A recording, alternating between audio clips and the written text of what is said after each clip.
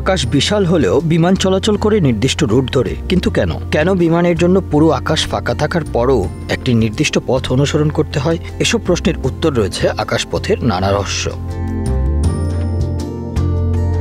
আকাশপথে চলাচলের জন্য প্রতিটি বিমানের জন্য নির্দিষ্ট রুট নির্ধারণ করা থাকে। এটি করা হয় নিরাপত্তা, কার্যকারিতা এবং আন্তর্জাতিক এভিয়েশন নীতিমালা মেনে চলার জন্য।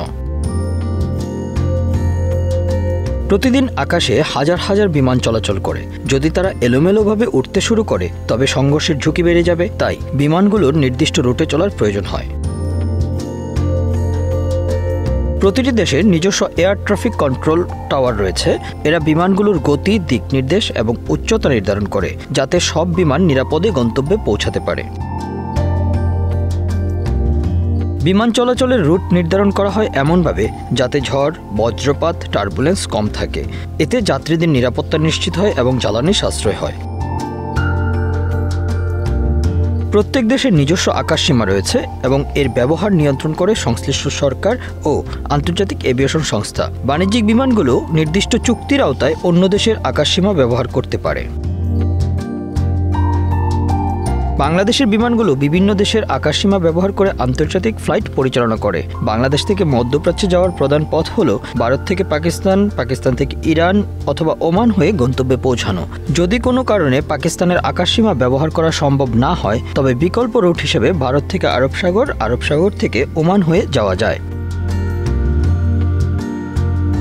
ইউরোপগামী বিমানের জন্য সাধারণত ভারত থেকে পাকিস্তান, পাকিস্তান থেকে ইরান, ইরান থেকে তুরস্ক হয়ে ইউরোপে প্রবেশ করে, কিন্তু ক্ষেত্রবিশেষে সংযুক্ত আরব আমিরাত বা ওমানকে বিকল্প রুট হিসেবে অনুসরণ করা হয়। সিঙ্গাপুর, মালয়েশিয়া, থাইল্যান্ড, ইন্দোনেশিয়া বা ফিলিপাইনের উদ্দেশ্যে বাংলাদেশ থেকে মিয়ানমার থেকে থাইল্যান্ড থেকে নির্দিষ্ট গন্তব্যে বিমান যায়। চীনের ফ্লাইটগুলো মিয়ানমারের আকাশসীমা ব্যবহার করে গুয়াংজু, সাংহাই বা বেইজিং পৌঁছায়।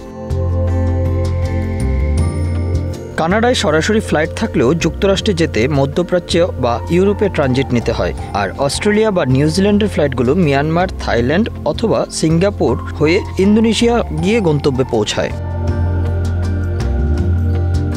কিছু দেশের আকাশসীমা নিরাপদ নয়, যেমন আফগানিস্তান, ইউক্রেন বা সিরিয়া। তাই এয়ারলাইন্সগুলো এইসব এলাকা এড়িয়ে চলে। রাজনৈতিক ও কূটনৈতিক পরিস্থিতির উপর নির্ভর করে ফ্লাইটের পথ পরিবর্তন হতে পারে।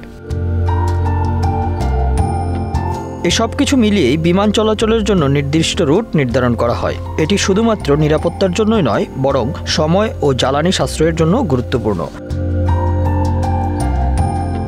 Bangla affairs news desk.